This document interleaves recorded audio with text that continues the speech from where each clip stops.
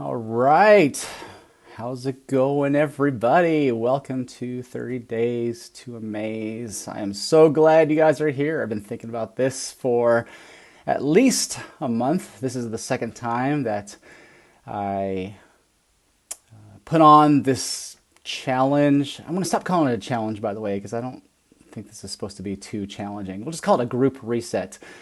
But 30 Days to Amaze is designed to help you do a bunch of things. You know, I say this all the time, is to optimize your diet, your exercise, and your lifestyle. So we're going to be talking about all of those things. And so I'm super glad that you guys are here. And just like some housekeeping here, I'm not sure that this is on. I'm experimenting with new technology. So a little housekeeping is that I wish you could see my setup here. I've got like a laptop. I've got a keynote presentation on that laptop that I'm going to try to show you. I've got an iPad over here that's controlling all the different switching things. Then I've got my phone over here, which has 3 different screens on it. I'm not trying to be all technical, but I'm just experimenting with new stuff. So let me know in the comments whether you're watching on YouTube or Facebook if this is going through. I'm assuming it is. All right. Maybe not. All right, we'll come back to that. All right, so what I'm going to do on all of these... Oh, there it is. Hold on a second. All right, I had the phone on. Okay. One of the things that I'm going to do on all these Monday through Fridays at 12 noon Eastern Standard Time is I'm going to just ramp over the email that I sent out that went out 3 hours earlier. And so just kind of talk through some of the concepts of that email. There's usually a daily sort of action item on there. And so I'm able to kind of talk about those things and you can ask me questions. There's a couple ways you can do that. One, you can, if you're not a Facebooker, you can comment on the YouTube channel. You can email me directly. So if you read the email and you're like, hey, I got a question about that, just respond back to me, reply back to me, and I'll see if I can answer that as soon as possible. And also, if you're a Facebooker and you're watching online on our Facebook live chat in the group, you can go ahead and just type that in and I'll try to refer to that definitely before we close up each day. I'm going to try to make these as quick as possible.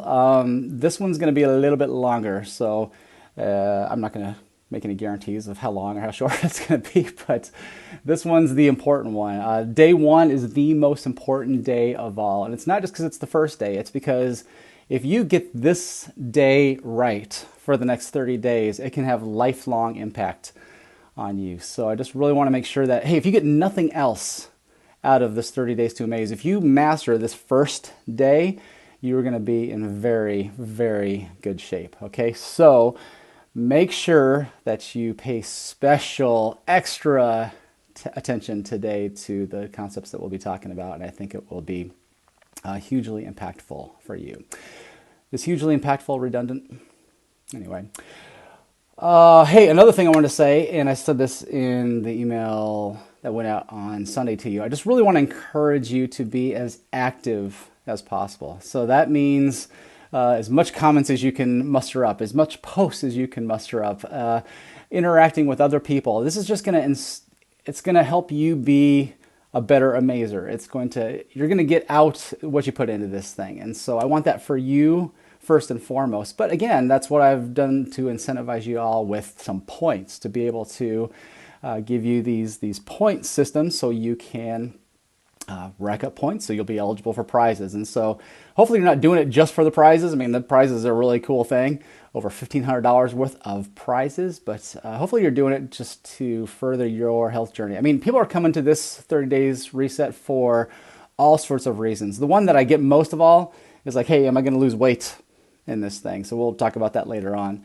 But people are coming for all different kinds of reasons. There's 18 in this group, which I'm super, super psyched about. I know a lot of you, and there's a lot of you that I don't know. So I'm really excited about the people I know and the people that I'm going to get to know. And I'm really excited for our community, for us to be able to get to know each other as we kind of go through all of these concepts. So excited about that. All right, I'm peeking over here to the little Facebook thing. All right, Josh likes prizes. Okay, so my audio is coming through, I'm guessing. That's good. Okay, let me open up the email What's the email? Oh, yes, Become an Enabler. How's that for a catchy title? Yes, you signed up to 30 Days to Amaze to learn how to enable. Enable's kind of a bad word. Who wants to be an enabler? Maybe you've done that in certain aspects of your life before. We don't want to be enablers. Although when it comes to our own health journeys, being an enabler is one of the best things that you can do for yourself. And so becoming an enabling you to be successful. And one of the things I said in the email is that of all the clients that I've had, it's almost like 100 people that I've been able to coach over this last 2.5 years. Everyone who has not, quote unquote, been successful has had food, and I won't even call it food, we'll talk about that a little bit too, but food-like substances, foods that are harmful and inflammatory foods, they've had those at arm's reach. They've had them in their refrigerator, in their pantry, in their cupboard. We're not even talking about going out to eat in certain establishments or fast food joints or drive-through windows and all that. We'll talk about that later. But really having food within your grasp is one of the precursors to be unsuccessful.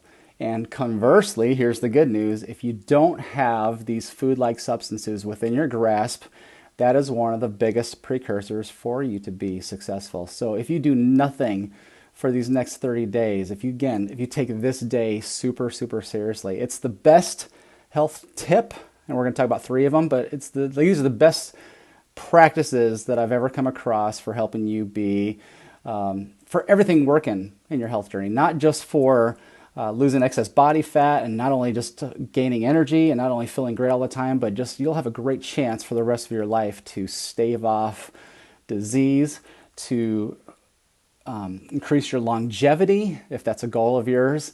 And even if you don't want to live like a really long time, just to be able to bow out of this life gracefully and not painfully and expensively and drawn out. So it just has all the benefits. So if you can master the concepts of today, I think it's just going to have reaching benefits for the rest of your life. So this is really, really, really important. Okay, enough about that. Let's talk about what those 3 things are. And before I get to those, I want to say that if you get this right, and I tell my clients all the time, this is probably about 80% of the health journey.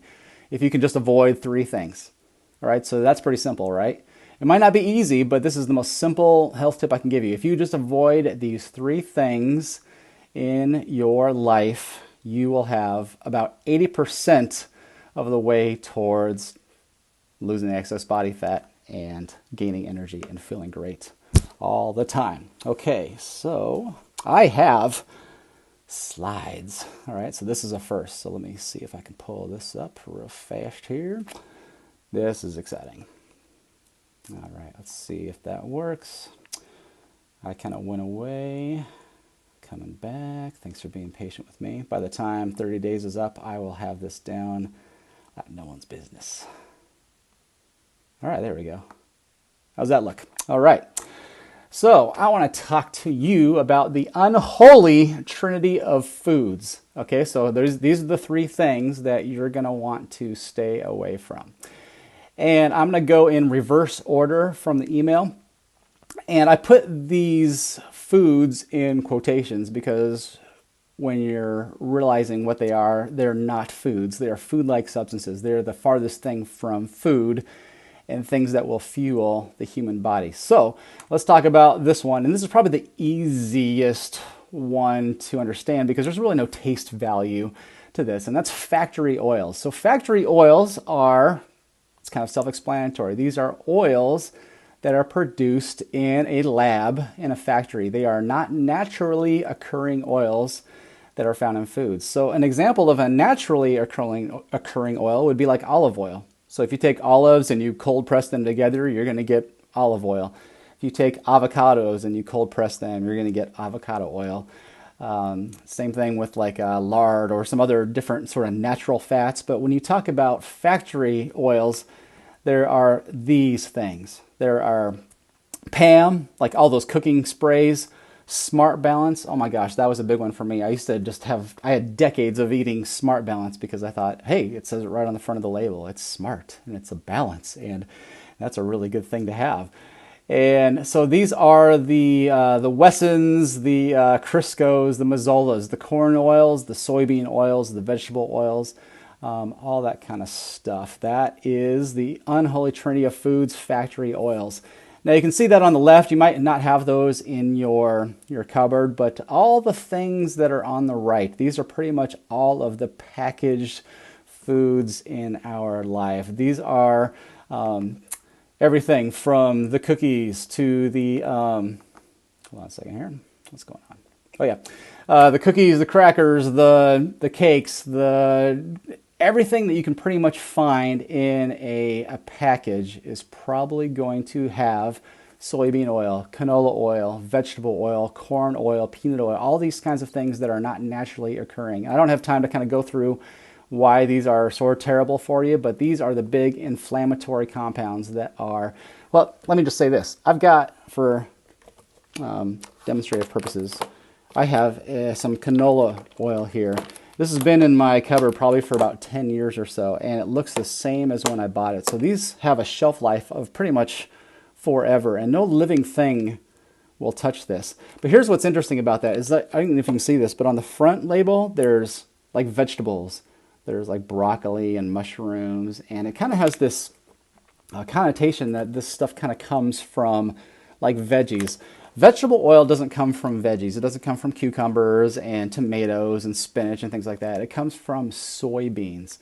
And soybeans, along with, soy, it's one of the most subsidized and most grown agricultural products in our country. And so they're grown super, super cheap. And they go under a factory process to get oils out of them. So they have to first bathe it in chemicals like hexane, and then they have to like heat it to these whole high temperatures, and they become just an unstable food. I heard it's like drinking liquid radiation, all right? Or if you're eating foods that contain this, it's just eating liquid radiation. These are like radiating your cells. And that's really what they're doing. They're tearing apart the cell walls, the membranes of your cells. And so continue to eat foods like this, and you're going to have major, major problems in your life. So this kind of food should be totally out. So if you're cooking with this stuff, get this stuff out. If you have any packages or boxes or those kinds of packaged foods, I would really implore you to throw those things out. They are unfit for human consumption. And the way that you find out if they have that is to look on the back of the label. So tonight, if you have a package of Oreos in your kitchen, just look on the back of that and look in the ingredients and see if it has vegetable oil or canola oil or soybean oil or all those oils. If it doesn't have avocado oil or olive oil or butter or things like that, it's probably those kinds of oils because they have such a long shelf life, and they are, again, inflammatory compounds, unfit for human consumption, and are not going to get you towards any kind of health in your life. So that's the first thing to throw away. And I think that's kind of the easiest thing because, I mean, there's no taste value with these things, right? There's no, if you can't really taste the difference between, canola oil and avocado oil, for instance, but one of those things happens to be a very good for you thing. Sorry, I'm just trying to get my head back in there again. There we go. Let's try that. Oh, no, got a black screen. Again, I'm gonna get really good at this technology here, so let's try this again. 1, 2. Boom, there we go. Okay, so we've talked a little bit about the unholy trinity of foods. Number one, the factory oils. Soybean oil, canola oil, vegetable, which is not vegetable oil, and peanut oil, those kinds of things. So again, no taste benefit to getting rid of those things. So just replace those with avocado oil and olive oil and butter and lard and bacon grease, that kind of stuff, and you're going to be in a much better place. All right, let's talk about the next one, sugar. These are going to get harder, I told you. Like, some of us are so addicted to sugar. Now, if you think about like sugar, it's really not an unnatural product. This came up, a client just asked me today, he's like, what's the difference between like, natural sugar and unnatural sugar? Well, sugar comes from sugar cane or sugar beets, and so it's actually a natural, quote unquote, food. Now, American Heart Association, which I have a lot of beef with what they do, but they said that on average, it's a good practice for men to have no more than 9 teaspoons of sugar a day. And they recommend that women and children have no more than 6 teaspoons of sugar a day. And so if you were going to have anywhere from 9 to 6 teaspoons of sugar a day, you probably could get that if you went to Hawaii and cut down some sugar cane or some sugar beets, and you just kind of gnawed on that all day long. Not many of us want to do that, but here's what happens. Humans and factories get in there and they mass produce this stuff and they grind it down and they add chemicals to it and they put it into that white stuff. And so now on average, this is some scary stuff, we have an average of 43 teaspoons of sugar a day for Americans. 43, when the American Heart Association recommends we have 9 for men and 6 for women. So this stuff is running rampant in our food system. Here's kind of a scary stats, and I'm not saying that sugar is causing this, but I find this very interesting that, in 1960, there was about 14% of the population as obese, and it pretty much stayed that way for the next 20 years. But then all of a sudden in 1980, it jumped up, and it's been climbing ever since. And in 2018, it jumped up to about 45%. So more than 45% of our country is obese right now. And I'm not saying it's because of all the sugar, but I will say that at 1980, that was kind of the start of the sort of fat-free, the whole sort of mantras with fat-free. I remember my mom, I was a 10-year-old kid, and my mom was, eating the snack wells and starting to eat fat-free yogurts and fat-free cottage cheese. And the thing about when you take fat out of food, it starts to taste really, really bad. And food manufacturers know this. And so what they do, when they take the fat out of the food, they have to replace it with something that's good tasting and maybe addictive. And so they added a lot of sugar in there. And we've been doing the fat-free, low-fat kind of thing pretty much for the last, 40 plus years or so. And we're seeing our U.S. obesity statistics go haywire. Here's another way to kind of look at this, is that sugar. Okay, so in 1900, the average was 5 pounds of sugar a year for Americans. 5 pounds for the whole year. And you can see the obesity rate was less than 1%. And so in 1900, sugar was really hard to come by. It was, it wasn't really highly manufactured. And this is kind of, when you think about the less than 1% obesity, have you ever seen those old-timey pictures of New York City around 1900? And you're seeing those sort of, no one's obese, no one's overweight. It's like a bunch of skinny people walking around. And I don't think it was because food was just really scarce. They were definitely probably eating a lot less than we were these days, but 5 pounds of sugar a year. And that had quintupled in 1994, where the average was 26 pounds of sugar per year. And you can see the obesity went up 10 times.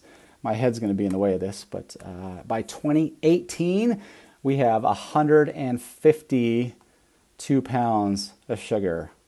152 pounds of sugar a year. So, yeah, 45% obesity by the year 2018. So again, this might be one of the causes. So factory oils we want to stay away from. Sugar, added sugar, that is not something that we want to have a lot of as well. All right, let me try to get my head back in here again. I'm getting better at this. Okay, the third thing. This is usually where I lose everybody.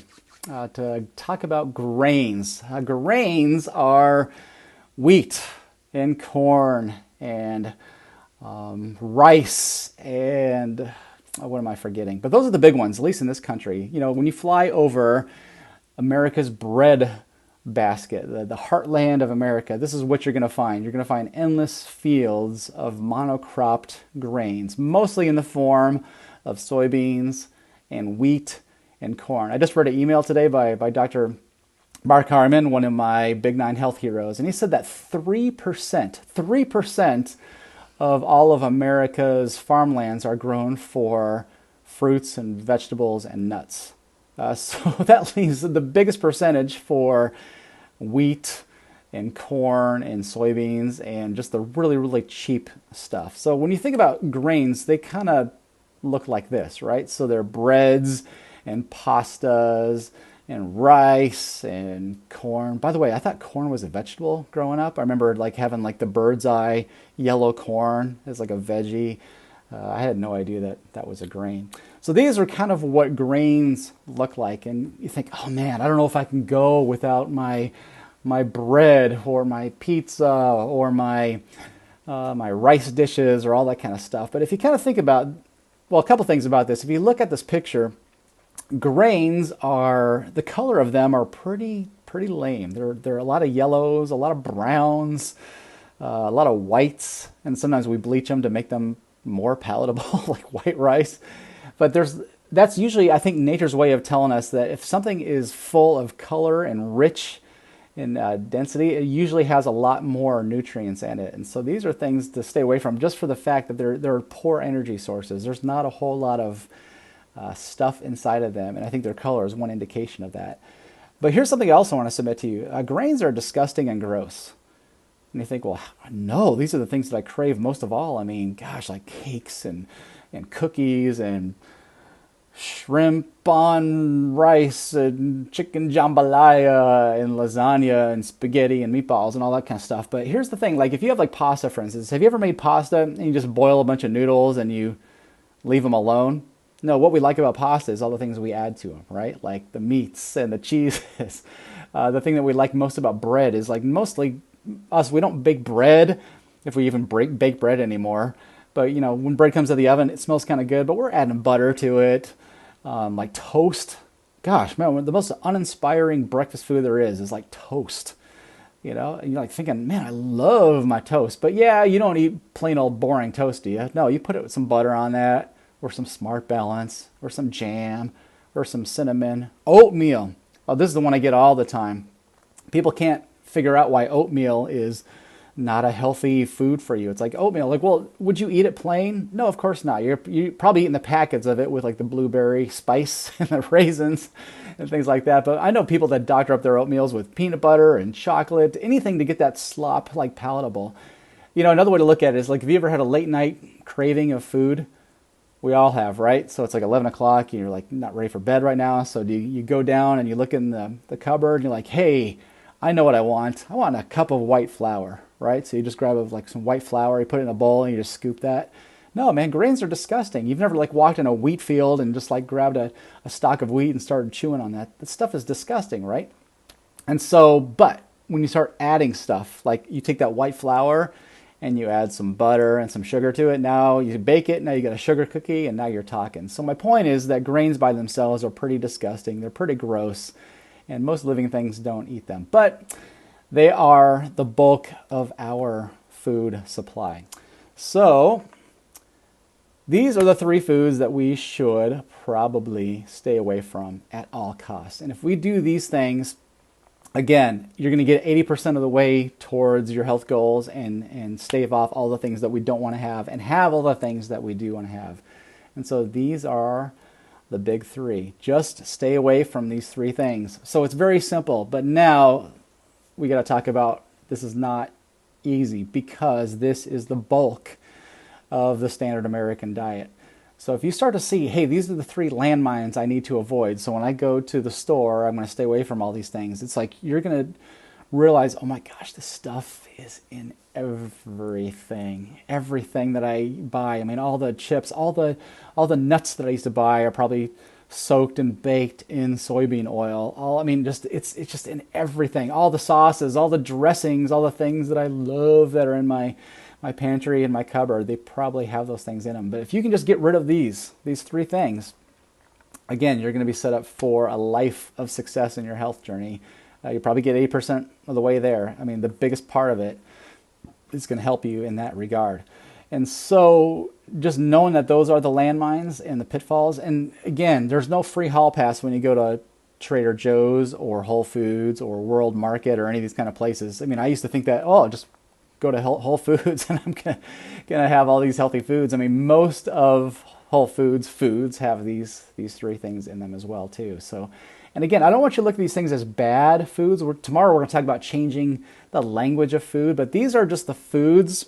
Remember, these aren't real foods. These are just the food-like substances that cause inflammation, that are harmful to you. And so again, avoid these things and you're going to be in great shape. And when you avoid these things and you're saying, okay, I don't want to have the standard American diet, Dr. Mark Hyman again, he says if you eat the standard American diet, you can expect to have the standard American diseases. So eat these foods for the bulk of your diet and you can predict, like clockwork, you will have standard American diseases. I've got a list of 341. Maybe I'll post that later on in our Facebook group, but 341 modern chronic diseases that are diet related, diet degenerative diseases. And so this is the reason why, the biggest reason why, probably. So stay away from these three things. And then you might say, well, what the heck am I supposed to eat? Well, that's coming tomorrow. So I'm going to give you a list of things that you can go and replenish your pantry and your refrigerator with that will be human foods that will give you life and energy and vitality and help you stave off disease and all the kind of good things that you're looking for. I really want you to take this seriously. Again, like I said in the email, this isn't like, we're not going for, half-ass here. This is not trying to be like, oh, I'm just going to go for the silver medal. I want gold medal. I want all of us amazers to master this, and you owe it to yourself, okay? This is going to be as rough as I can get, right? For the next 30 days, you owe it to yourself to see if getting rid of these three things in your life will have a dramatic impact on your health journey. You'll probably lose a bunch of inflammation. That could be in the terms of water weight or maybe excess body fat. It could be where you're just beginning to feel better, where hunger is not showing up the same way it used to. One of the things I talked about in the email is about we're not going to be snacking anymore. You're thinking, I don't know if I can do that. You'll be able to do that once you start replacing these food-like substances that give you no nutrients. Quick thought, going back to grains, you know why another reason grains are such a cruddy food is because they turn to glucose into your body almost immediately. So if you have a muffin at 8 o'clock, this is why you're hungry at 10 a.m., 2 hours later after eating a 500-calorie muffin, is because they have no sustainability. They don't have enough nutrients to support your satiety and your hunger signals, and that's why you're always hungry. And so we're not going to worry about snacking. Snacking is going to go by the wayside because we're going to support our bodies with nutrient-dense human food that's not only delicious, but it's so satiating. And you might have a breakfast full of protein-rich proteins and fats that are going to carry you for a long amount of time that you won't even need a snack. You won't even miss it. And so that's what I'm looking forward to for all of us, is that we're going to be able to. And do you see the difference between this and willpower? I mean, most of the diets that we've tried before have been all about, well, you're just eating too much. You go to the doctor and they're you step on the scale and they're like, well, you better start losing some weight, bro. And so it doesn't really help you with that. Maybe your doctor's overweight as well. And your doctor says, well, hey, you're going out the door, just make sure you eat better and start exercising. It's what am I supposed to do with that? And so that's all about willpower. That's all about just white knuckling it, trying to eat right. To eat less is usually what it is. You're like, oh, I'm such a slob. I just eat too much. That's why I'm fat. And so I'm going to eat less of that. So you're eating less of the nutrient poor foods, and now you're just hungry all the time, and you're grumpy, and you feel awful. You got low energy, and no one wants to be around you, and that's what traditional dieting is usually done. And then you're like, okay, well, now I got to start exercising. So now in the midst of feeling terrible, you start trying to add some exercise routine to your regimen. And this is why this time of year, if anyone's made it this far, ice cream sales and pizza sales shoot through the roof at the first part of February, because most people are I made some resolutions at the beginning of the year. I wanted to try a new exercise regimen. I wanted to start eating less. I wanted to start eating more salads and rice cakes and chicken breasts and all that kind of diet food. And you just got really hungry and cranky, and it got to be pretty awful, and you gave up on all that. And that's totally predictable. So this method is all about, again, going back to being an enabler, is just getting rid of this stuff, getting rid of these foods, these food-like substances that cause you harm, that cause inflammation in your life, just getting them out, because that takes willpower out of the game. When you get rid of the willpower, as a marker of your success, then you can use your willpower units for other things like dealing with, finances or other stressful events in your life. You want to have no willpower units devoted to avoiding foods that cause you harm, that are inflammatory. So that's, I think, all I wanted to say about that. So let me see if there's anything else in the email that I need to go over again. Probably not. Okay, now what I'm going to do is I'm going to head over to Facebook and see if there's any comments, any questions. So far, nothing there. So, and by the way, after the live video is posted, you can still respond to that. And so I do a little point tally sheet every day, and so that's gonna, I'm gonna go through that and see, hey, if someone commented on something, they get 2 points as a maximum of 4 points for comments. And if you post something, that's cool. Again, if you email me a question, that's 2 points. And so I'll always address those as often as I can. All right, let me go over to YouTube and see if there's any comments there. All right, no comments there. You guys are kind of quiet today. Maybe you're just kind of taking it all in. And so this went a lot quicker than I thought it would. And so I threw a lot at you. That's kind of a lot of stuff, and hopefully it doesn't feel too overwhelming. But I got to tell you again, if this is the only thing you do during this whole month, okay, you owe it to yourself. You owe it to yourself as an experiment to see, hey, what would my life look like without sugar, added sugar, sodas, and ice cream and cupcakes? What would my life look like without grains? By the way, going back to the grains thing, if you have any kind of health symptom like eczema, or I'll just use that as an example. Eczema is one of the things, or irritable bowel syndromes, or any kind of digestive issues, or anything. I've heard this time and time again, and one of my biggest health heroes, Mark Sisson, this was his big eye-opener, is that he had IBS for years and years, got rid of grains, and in 1 month, all those health issues went away miraculously. And so when you're having a symptom, it might not just be weight gain. It might be other symptoms in your life. It might be a sniffly nose. It might be seasonal allergies. It might be, who knows what it might be. It's like if you have a symptom, it's your body's way of crying out for some support. Okay, it's crying out for you to figure out and if you have eczema, for instance, the body's not crying out for some cream, right, to put on that topically. What is it crying out for? It's crying out for what's causing this. And it might just be, your diet. It's probably your diet, among other things, but that's the first thing to look at. At least that's my approach, to look at those things first and foremost. Cheryl just texted me. She said there are some comments. But you owe it to yourself to figure out, hey, let me ditch all grains, all pizzas, all rices, all oatmeals, all corns, all that kind of stuff. Ditch it for a month and see if it helps you. And see if you don't feel better. See if you don't feel awesome. See if you don't have more energy physically and mentally, more clarity, less brain fog, if you're not sniffling as much anymore, if your joints don't have pain like they used to, those kinds of things. I mean, all sorts of benefits. You owe it to yourself for that experiment. You owe it to yourself to get rid of all this crap, all that packaged food, all that stuff. You owe it to your family as well.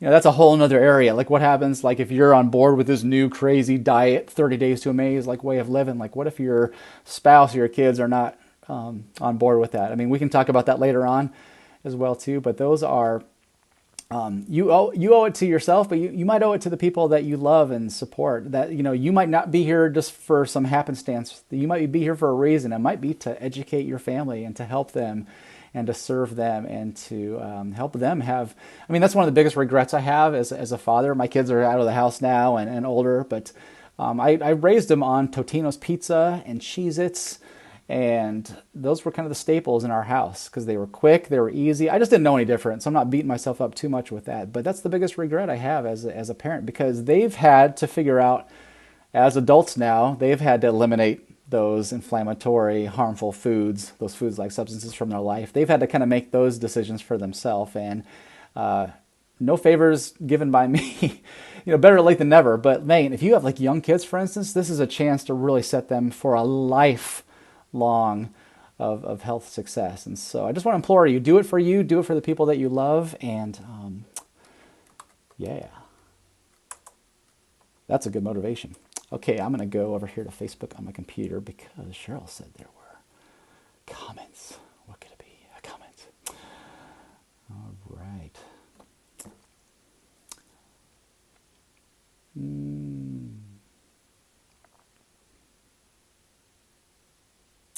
Sarah says, I have to plan ahead. Dom, I'm not sure where Dom is. I have brought my own food to my mother-in-law's house multiple times now. Yeah, that's a way to set up your environment for success. That's what we're talking about here, is that you have an environment. You might know ahead of time, like I'm going somewhere, maybe it's my mother-in-law, right? And I know that inflammatory, harmful foods are going to be served there. And so you have a lot of strategies that we'll talk about all that later on as well too, how to kind of navigate the social aspect of all of this. But you might have to eat beforehand so you don't just like gorge yourself. You might need to say, hey, I need to bring these foods because I know that the ones that are serving are going to cause me some major problems.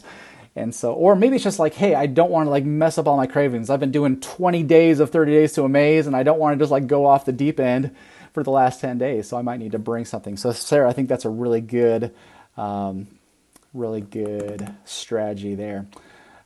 Great timing on the 30 days. You just had issues with eczema. I mean, yeah. And if you have symptoms of eczema, I can see why running to like some topical solutions will help symptoms with that. And I think that probably could be good in the short run. But again, just like, hey, why is this happening? Because eczema is not our standard, right? And that's just kind of a different way of looking at like disease. You know, a lot of times think, well, I got this disease, you know, but a lot of times we have a disease or we have a symptom, and it's usually, again, the body's way of crying out for some help and support. So Cheryl, I think you're in the greatest place you could possibly be in this 30 Days to Amaze group. And I'll really be excited to hear if you take this, 30-day challenge and get rid of these things. If any of your eczema clears up, that would be really cool to share with us. I imagine it probably could. I mean, that's what's so great about like 30 days. I mean, I abused and neglected my body for decades. And when I got everything kind of straightened out, what I teach now and what I'm so passionate about, it only took like a couple weeks, like about 21 days for me to kind of change my metabolism, get everything kind of working the way it should. I mean, isn't that crazy that I could abuse my body and neglect my body for 21 plus years and it only took 21 days to kind of change everything around? Now, I didn't lose 50 pounds in 21 days. That took about 11 months, but everything started changing and hunger signals started showing up differently, and I got more energy and more clarity. And it's just, man, I think it's so cool that our bodies are just so capable of a standard, an MO, a baseline of health. It wants to be healthy. And so change the narrative in your life and kind of begin to reframe that. If you have any symptom or anything that's causing pain or anxiety or anything like that, it's just the body's way of crying out for some help and some support. And again, the more that you can help and support it with everything we're going to be talking about, whether that's food or exercise or lifestyles, and we're going to be talking about all of that. Those are the things that are going to help you a lot. Michael, I'm hoping changing my diet will help with stress and anxiety.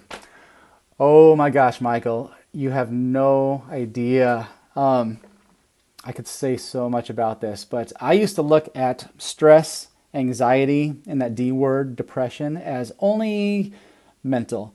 And obviously mental has a lot to do with it, but our diet has probably the most to do with it. There's a guy named Dr. David Perlmutter who wrote a book called Grain Brain, and he's talked about this extensively, that our diet, by the way, dementia right now has now been called type 3 diabetes. And so even modern medicine and some scientists are beginning to say like there's a connection between too much grains, too much sugar in a diet, and things like dementia. But there's a whole new studies that are coming out about the brain health and as it relates to our diet. And I could not agree more. And I've just seen client after client that I've worked with just improve their stress and their anxiety and their depression symptoms just by cleaning up their diet in this way. I mean, so I think it will have amazing ramifications for you. So again, you're in the right place, and see if this doesn't have big effect on your mental health for sure. Cheryl, you're saying the acid reflux for sure. I mean, yeah, isn't that what we're supposed to do? If you have acid reflux, just pop a purple pill, and quiet that down. I know someone in our group who had acid reflux, and that's like not a thing anymore. So yeah, Josh likes my man David Perlmutter. By the way, Josh is in our group. He's another health coach up there in Canada, and this guy is just a wealth of knowledge, information, and so I'm so glad that he's a part of this. So he's definitely a great person to pick his brain because he's got a lot of good stuff. Sarah, I'm off allergy medicine and acid reflux meds thanks to the 8 weeks with Chris Pryor. What? 8 weeks! And Sarah got off those allergy medications and acid reflux meds. That is just so awesome. Man, I could not be more excited about that. All right. So there were some more comments, but it's not like showing up in my feed. Why is that? Come on, let me try one more time. Hey, thanks for being with me and kind of going through all of my... Yeah, let me see if I can find it in a different place here. Thanks for being patient with me as I learn this new technology. And by the way, if you ever have to like sign off, I'm not, gonna like hunt you down or anything like that. So, well, there might be more comments on there. Maybe I'm just not seeing them on the live feed, but I'll be able to respond later to them. So, yeah, we all love Canada, don't we? Yeah, Josh, tell us what Canada's like. I'm sure it's. We appreciate you being here. We appreciate everyone in Canada being America's hat. Oh! All right. Hey, that's enough for now. Again, if you have questions, throw them out there, and I will try to respond to all of them. If you have posts, post away. Get those points racked up. If you have questions that you're not a Facebooker and you're just seeing on YouTube, go ahead and post on YouTube or comment on YouTube. Again, all the replays of these videos will always be later on, so you can watch them again if you want to. I don't know why you'd want to do that, but they'll always be there for replay as well. Or if you just don't catch the live feed, you can always grab them later. So anyway, hey, off to a great start. Let's get this thing, folks, and have a great rest of your day, and I will look forward to